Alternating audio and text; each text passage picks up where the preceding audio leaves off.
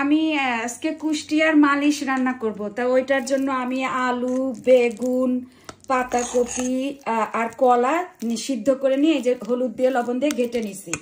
এখন এটার জন্য আমি তেল আর সবার আগে আমি একটু জিরা দেব। এই যে জিরাটা দিলাম,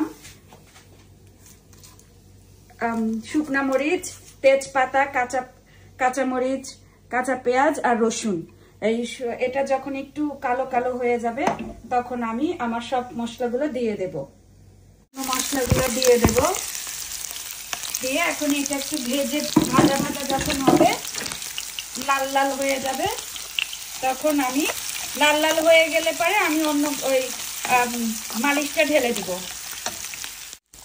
পেঁয়াজটা ভাজা হয়ে গেছে, এখন আমি আমার এই মালিশটা দিয়ে দিলাম।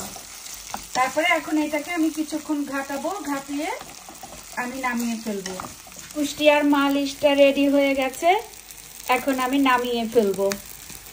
আমার কুষ্টিয়ার মালিশটা হয়ে গেছে, এখন আমি একটু খেয়ে দেখবো কেমন হলো। খেয়ে দেখি।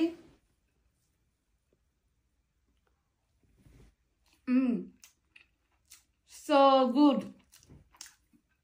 কোয়ালিটিতে একদম কুষ্টিয়ার মতো। কুষ্টিয়ার মেয়ে তো।